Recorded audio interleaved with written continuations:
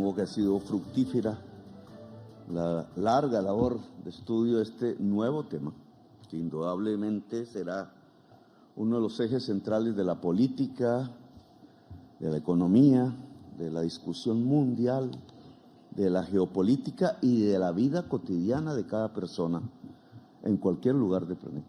No estamos ante cualquier tema, este es un tema central. Antes que nada, pues felicito al Consejo de Estado en su labor. Desde la justicia será complejo analizar este tema y los impactos de este tema serán rotundos en el Poder Judicial, en el Estado, en la sociedad y en la economía.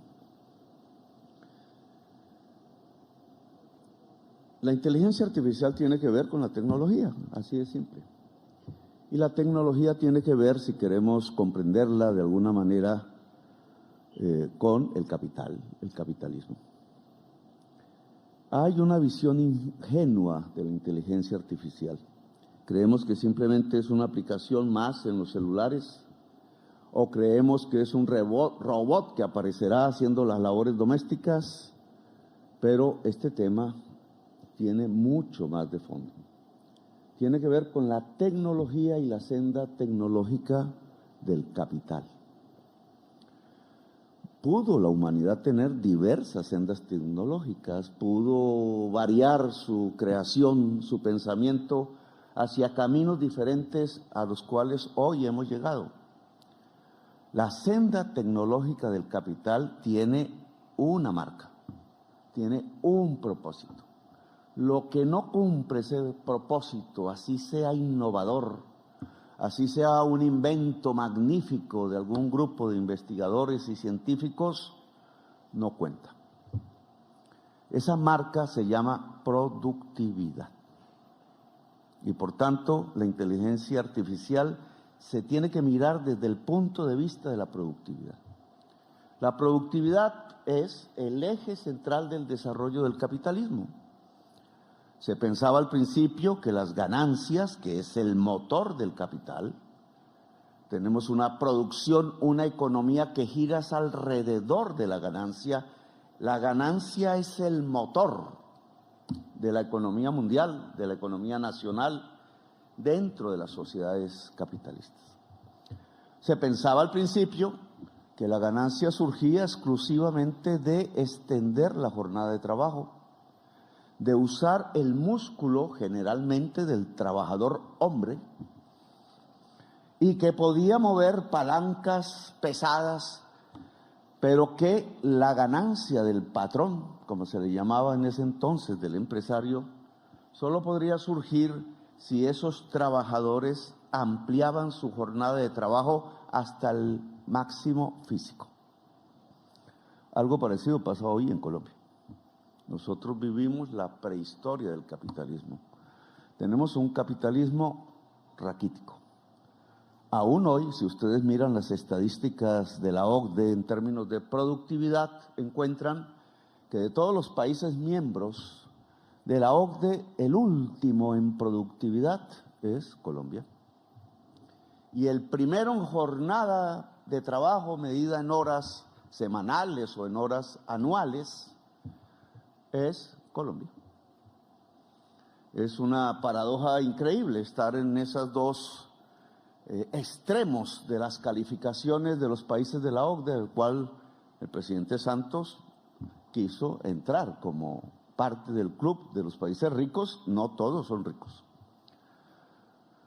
Nosotros hemos preferido una especie de capitalismo basado en la extensión de la jornada, en el trabajo muscular y en cierta forma en la explotación máxima de la gente que trabaja.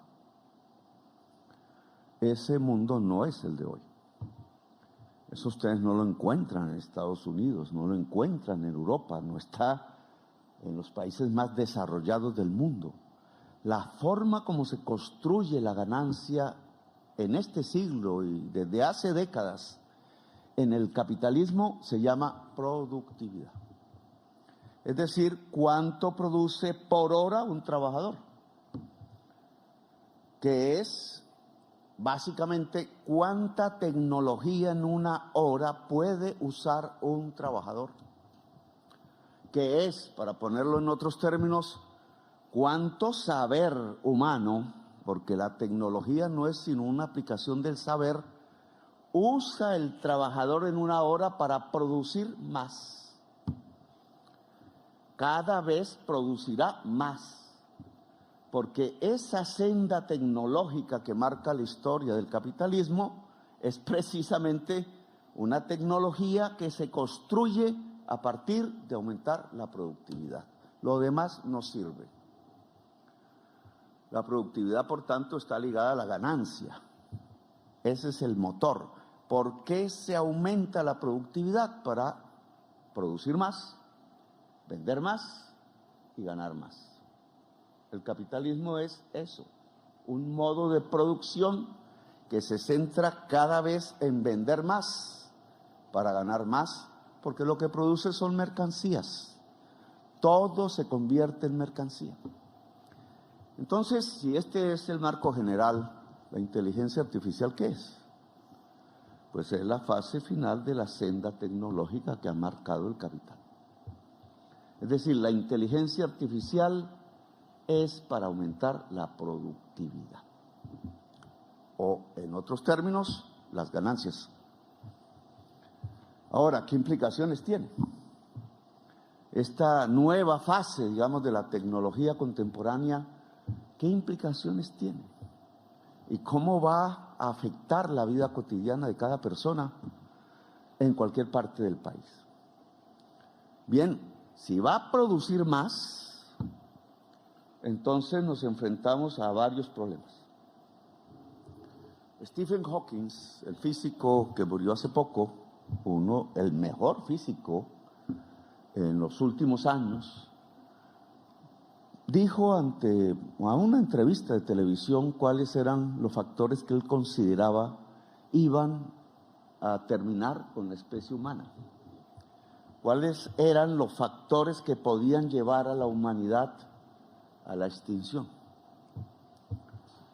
Mencionó en primerísimo lugar la inteligencia artificial. Después, en segundo lugar, mencionó la crisis climática. La crisis climática más o menos la hemos conocido, la sentimos, cada vez nos afecta más. El Hollywood ha traído la idea de que la crisis climática es simplemente mayores huracanes, vientos más fuertes, lluvias más intensas, la elevación del nivel del mar. Pero la crisis climática trae una consecuencia que ha ocurrido 6 veces en la historia de la Tierra que conocemos. No solo cambia el ciclo del agua, por tanto el clima, sino que cambia el ciclo de la vida. Cambia la cadena de la vida. Y al romper los encadenamientos de la vida, puede provocar la extinción humana y la extinción de la vida completamente, cuestión que ya ha pasado 6 veces antes, 5 veces antes, nos acercamos a la 6ª, pero nunca la había vivido la humanidad. No voy a hablar de la crisis climática, el tema es la inteligencia artificial. ¿Por qué Stephen Hawking puso en el primer lugar, por encima de la crisis climática, la inteligencia artificial? Y yo me he puesto a estudiar un poco el tema porque cualquier gobernante tiene que acercarse necesariamente a este tema. Él lo dijo básicamente porque considera que la inteligencia artificial va a hacer perder la divisoria entre la realidad y la virtualidad, que en otros términos es la divisoria entre la realidad y la mentira. No va a ser posible, decía Stephen Hawking, que un ser humano cualquiera, en cualquier parte del mundo, sepa diferenciar realidad de virtualidad. Eso lo hemos palpado nosotros a través de lo que llaman los fake news. Pero la inteligencia artificial va a elevar de calidad el fake news que conocemos hoy. Lo que observamos en Inglaterra hace una semana, dos, que un simple fake news en medio de un contexto de xenofobia construida a través de medios de comunicación, redes, etcétera, y por una historia, el odio a los musulmanes, un fake news ante un hecho dramático que fue el asesinato de 2 niñas por un inglés. El fake news dijo que eran unos musulmanes que habían matado a las niñas y generó una oleada de violencia en Inglaterra que solo sería comparable a la noche de los cristales rotos de los nazis, cuando atacaron los negocios de los judíos allá en Alemania hace un tiempo. Esta vez no fueron los negocios de los judíos, fueron los negocios de los musulmanes. Allí es donde se puede percibir de manera precursora los peligros de la inteligencia artificial. Por eso no nos podemos acercar con ingenuidad, como si todo invento, todo avance tecnológico fuera un avance real en todos los aspectos y no representara unos peligros. Voy a tratar de hablar de 2 peligros al menos. La inteligencia artificial, al aumentar la productividad, consume más energía. Ustedes lo pueden ver hoy con un ejemplo concreto, el Bitcoin. Una moneda como cualquier otra moneda, solo que es virtual, solo que informática. La moneda en papel salida de los árboles. La moneda en plata o en oro salida pues de las minas. La moneda Bitcoin sale de la energía, sale de la información que traduce una energía. La tienes que ver en el computador y está enchufado. Y el Bitcoin, a través de sus millones de transacciones en el mundo, tiene que usar tal cantidad de información que la podemos traducir en energía. Necesita la energía. Ninguna moneda necesitaba eso realmente en las transacciones, que no fuera la energía del ser humano pasando un billete al otro. Esta necesita muchísima energía. La inteligencia artificial va a ser muchísimo más demandante de energía que el Bitcoin.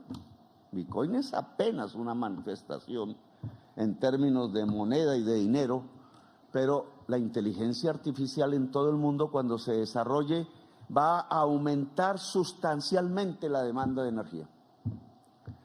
Entonces la pregunta que uno tendría que hacerse, y es un peligro, es si va a usar petróleo y carbón. Es decir, las energías fundamentales del día de hoy, que yo las llamo las energías fósiles, porque se derivan de fósiles: carbón, petróleo y gas. Si la inteligencia artificial usa carbón, petróleo y gas como sus fuentes de energía, la vida se acaba en el planeta. Se acelera lo que los científicos del panel de expertos en Naciones Unidas han dictaminado como escenarios de crecimiento de la temperatura en la superficie de la Tierra por el aumento del CO2 en la atmósfera. Este debate en Colombia me ha suscitado muchísimos problemas, realmente, porque en cierta forma en el proyecto político que yo he construido y abanderado en los últimos años, hemos puesto como eje central la crisis climática. Y ha sido difícil explicarla, discutirla con la prensa, discutirla dentro del Estado y obviamente discutirla dentro de la sociedad. ¿Por qué usar carbón, petróleo y gas lleva a la extinción de la vida? Pues un tema que la ciencia puso en la discusión humana, pero que la política no ha sabido traducir en acción, y mucho menos la economía.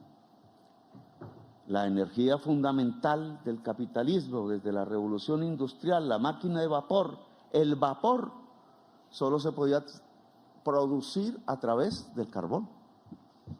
Por tanto, carbono como el químico esencial ha sido paralelo al desarrollo del capitalismo. Y si el capitalismo es producir más, para vender más, para ganar más, el ciclo de la acumulación del capital, que es un huracán que cada vez es mayor, pues cada vez consume más petróleo, carbón y gas, es decir, carbono. Y en las fábricas del capital se transforman gases que calientan por su molécula que retiene el calor del sol, retiene el calor y calienta la superficie del planeta, a tal punto que en escenarios que ya los científicos han tratado de medir, 1 grado centígrado, 2 grados centígrados, 3, 4, etcétera. Si no hacemos nada hoy, señores magistrados, y este es un tema de debate obviamente en la justicia, no solo político, Colombia no se podría habitar en el año 2070. Igual que Dubái no se puede habitar en el 2070. La zona tórrida del mundo, las zonas altas del mundo y los polos no se pueden habitar. Esto no lo cuenta la prensa. ¿Cómo hacemos nuestros cálculos si la humanidad no logra superar la crisis climática? Y la única manera para superar la crisis climática hoy es dejar de consumir petróleo, carbón y gas. Es decir, la energía que usó el capitalismo desde su inicio. Bien, la inteligencia artificial, por ser lo último en la vanguardia del sendero tecnológico de la productividad del capital, pues hace saltar la demanda de energía muchísimo más de lo que conocemos hoy. Luego hay un problema planteado. Si la inteligencia artificial no se produce a través de lo que llamamos energías limpias, destruye la humanidad. Eso era lo que Stephen Hawking había visto. Destruye la vida en el planeta. En cierta forma, hay una contradicción hoy a través de la crisis climática y a través de la inteligencia artificial, si se interrelacionan entre el capital y la vida. Las personas aquí más conservadoras que yo, pues obviamente no creerán esto. Ese es el debate de las ideas, pero esta es la realidad de hoy. Porque para poder privilegiar la vida, tenemos que regular el capital. Y eso es un pecado decirlo hoy. Mejor dicho, en las pantallas de la televisión, en los noticieros, trapearían conmigo si yo digo que hay que regular el capital. Pero si queremos la vida, hay que regular el capital, porque tiene que tener otra energía, porque tiene que producir cosas y otras no, porque hay que regularlo a escala mundial, porque suelto, sin regulación, libre en un sentido de libertad que no es la libertad humana, pues desata el huracán de la crisis climática. Simplemente porque necesita cada vez vender más, producir más para ganar más. Bien, entonces tenemos un primer peligro, la fuente de energía de la inteligencia artificial. Si no hay una descarbonización acelerada del mundo, y nos incluimos nosotros, descarbonizar, ¿qué es? Producir sin el carbono. A eso se le ha llamado la descarbonización de la economía. Si no hay una descarbonización de la economía mundial, no es la nuestra solamente, entonces la inteligencia artificial va a demandar petróleo, carbón y gas, y se acabó la vida en el planeta. Esta es una urgencia. ¿Quién la va a regular? ¿Quién está planificando el tránsito a la descarbonización? ¿Cuáles son los métodos? ¿Cuál el tiempo de la descarbonización? Porque si uno pone a un petrolero a hablar, puede ser en Colombia, en cualquier parte, dirá, por allá en el 2060, en el 2070. En el 2070 no se puede habitar Colombia, según los científicos del panel de expertos. Luego, ¿cuál es el tiempo? Bien, dejo esto como planteamiento aquí para la discusión, pero yo asumiría un segundo problema. La inteligencia artificial básicamente, a través de la nube de datos de la humanidad toda actual, puede hacer las tareas rutinarias de la humanidad. Esa es su primera fase. Tiene unos nombres ahí que no, en este momento no recuerdo. Toda tarea rutinaria puede ser hecha por una máquina. Y el lenguaje, para que esa máquina haga la tarea rutinaria, pues es matemática, son algoritmos, es un lenguaje que dicen o llamamos software o programación. Es el lenguaje de las máquinas, es el lenguaje como el ser humano puede hacer la máquina, mover la máquina en el día de hoy. Es un saber, y es un saber matemático de última generación, que entre otras yo quiero desarrollar en Colombia, donde nos hemos apartado de esas tareas. Es un lenguaje construido a través de la lógica formal, pero que permite en la inteligencia artificial, a partir del uso de toda la información del mundo, hacer las tareas rutinarias que antes o hoy hacían y hacen los trabajadores y las trabajadoras. Este es un tema que nos acerca un poco a la discusión del Poder Judicial. Toda tarea rutinaria en el Poder Judicial ya no será hecha por seres humanos. Tarea rutinaria. ¿Cuántos trabajadores en el mundo y trabajadores hacen tareas rutinarias en todo el mundo? En 5 años ellos no estarán empleados. Pues podemos hacer el cálculo en Colombia, pero esto es un problema mundial.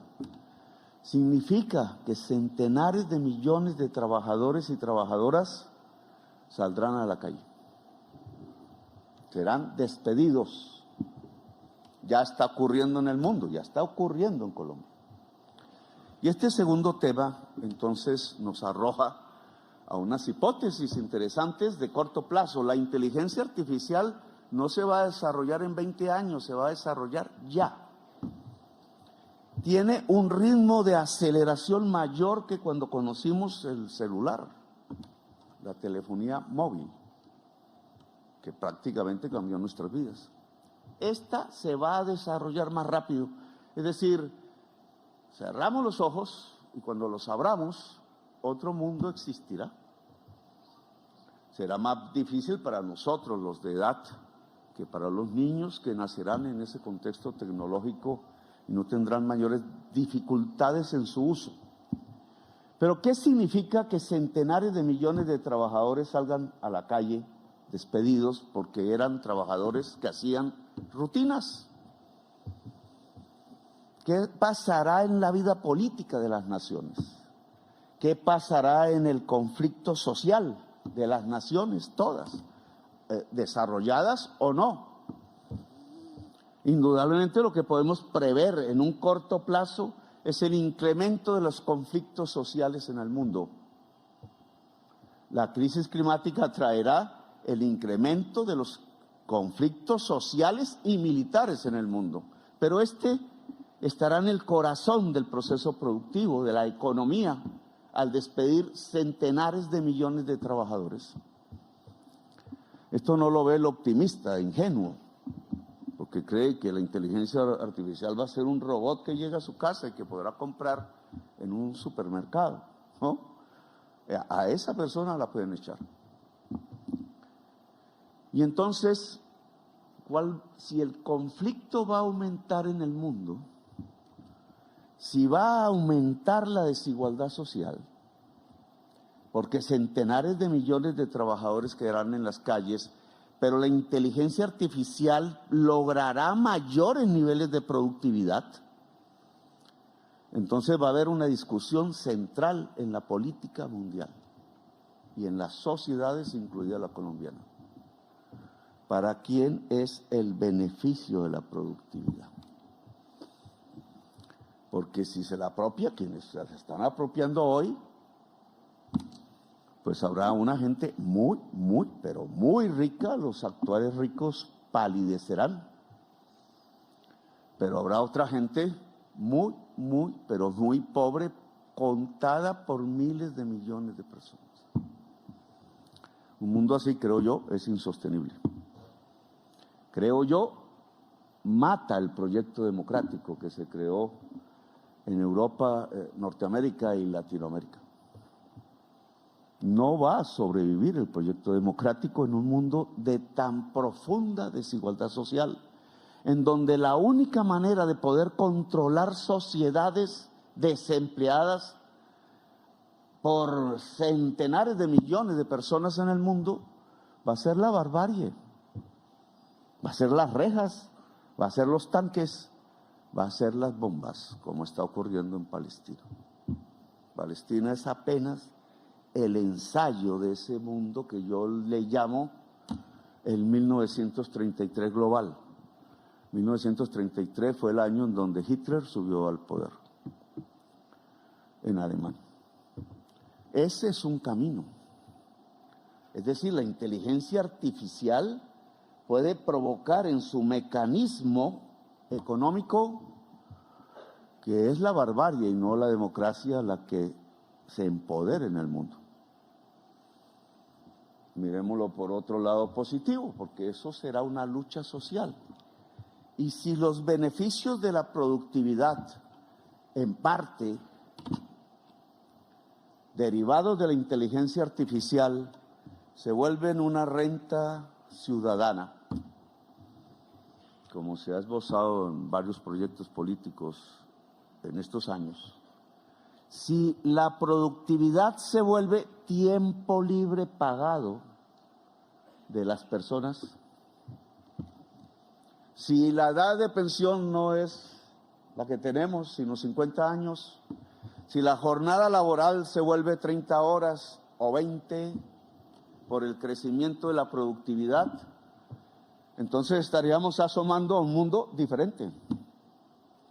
Tenemos un camino que puede ser la barbarie y puede haber otro camino si se socializa los beneficios de la productividad por la inteligencia artificial, que se llama tiempo libre.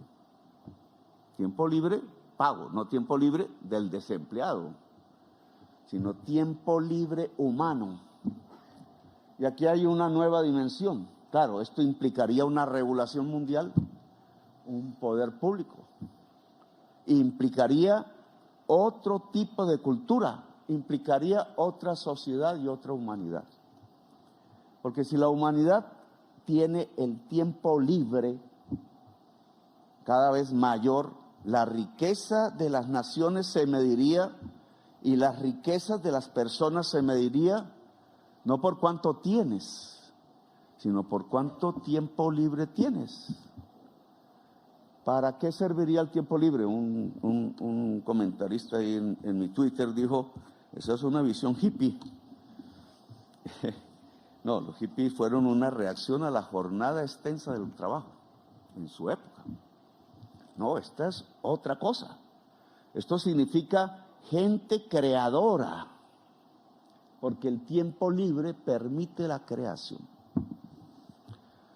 Si lo coloco en la antigüedad, los antiguos griegos, hombres ricos, porque las mujeres no tenían esa posibilidad en Grecia, ni los esclavos, tenían el tiempo libre y por eso produjeron lo que produjeron. Aún hoy leemos a los griegos antiguos, aún hoy son fundamentales. Un señor como Aristóteles dijo sobre la economía, que él se inventó el nombre, que había dos economías, una buena y una mala. Dijo, la economía buena es aquella que estudia cómo se producen los bienes para tener una vida buena. Y lo llamó a eso economía. Y la otra dijo, no es economía, se llama crematística. Nombre raro. Es estudiar para hacer negocios. Es muy interesante la visión de Aristóteles porque creo que se puede poner en el mundo de hoy. Pero volvamos al tema. Tendríamos una economía o una crematística. La inteligencia artificial, si se va a la crematística, es decir, a hacer business y punto, que los va a hacer y muchos y más que hoy, va a provocar la barbarie. Porque el proyecto democrático no es posible en un mundo de extrema desigualdad que hasta ahora no hemos visto. Pero, si lo que es la inteligencia artificial se articula no a la crematística, sino a la economía, en la visión aristotélica, producir las cosas para una vida buena, pues entonces el ser humano tendrá una riqueza que no tiene hoy, que es el tiempo libre para crear. En unas condiciones tecnológicas, en donde no es un individuo, hombre o mujer, que se encierra, sino que se conecta. Y la red básica es de los cerebros. Es decir, tendríamos una humanidad que conecta sus cerebros para crear en el tiempo libre, un trabajo creador libre, asociado, humano y creador.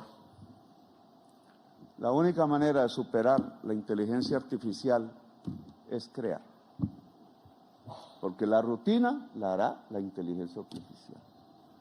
Es más, hay quienes dicen que la inteligencia artificial puede crear. Yo me hice una pregunta teórica, magistrado, desde mi economía. Si Marx había dicho que el trabajo vivo es el que produce la ganancia, en un mundo de inteligencia artificial, ¿dónde queda el trabajo vivo? No habría ganancia, según la tesis de Marx. Sí, porque la inteligencia artificial usa un trabajo vivo, que es toda la información del mundo producida por los seres humanos. Es decir, todos nos volvemos trabajo vivo del capital.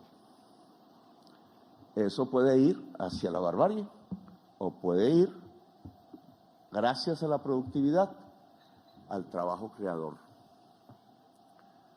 Los juristas van a tener un enorme trabajo en los próximos 5 años, porque tienen que defender a la humanidad de la barbarie.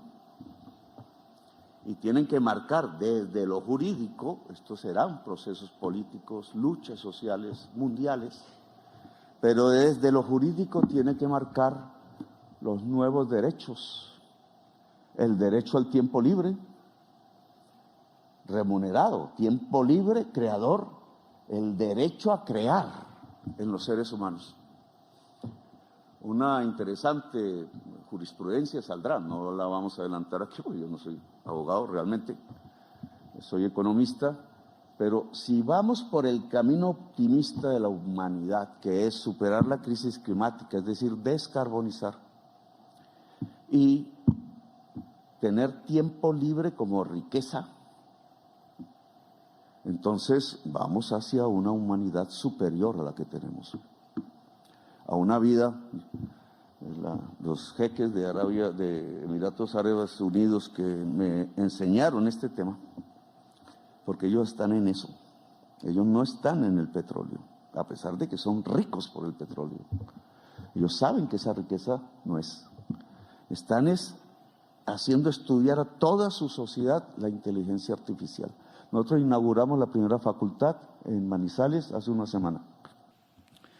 Pero ellos saben que aquí es donde está el mundo del futuro. ¿Y saben qué me dijeron? que yo lo comenté por ahí y fui centro de burlas en la prensa, si ya estábamos llevando tejido humano colombiano a Marte. Resulta que todos los países están llevando tejido humano. No es una aventura o una ficción. ¿Saben por qué es? Porque ellos creen que a través de la inteligencia artificial se van a crear las condiciones tecnológicas para reproducir la vida en Marte. Y más allá, y más allá, y más allá. Es decir, el salto de la humanidad, si logra superar la codicia, la barbarie, la crisis climática y usar esta tecnología en función del conjunto de la humanidad y de la sociedad, va a ser inmenso, tan inmenso que nosotros hoy no nos lo podemos imaginar. Bueno, yo dejo ahí, magistrados, creo que el tema de Stephen es más problemático. No lo menciono aquí porque mencioné solo el aspecto económico o energético. Pero Stephen dijo, cuando un ser humano no sepa diferenciar realidad de fantasía, deja de ser humano. Y realmente aquí hay una peligrosidad que no me atrevo ahora a analizar con ustedes.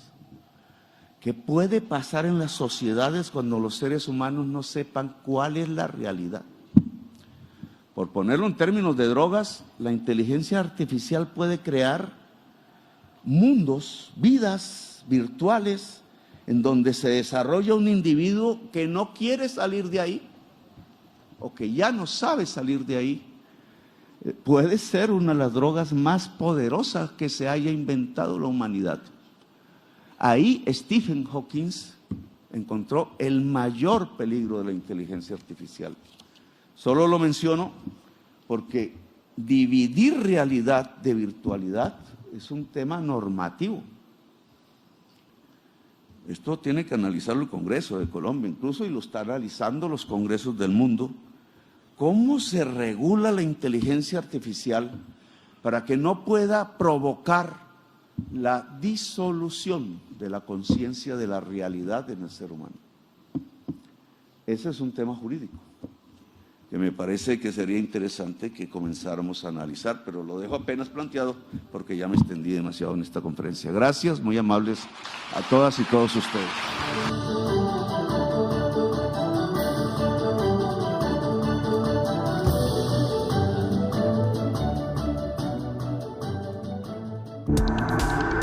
Este contenido fue financiado con recursos del Fondo Único de TIC.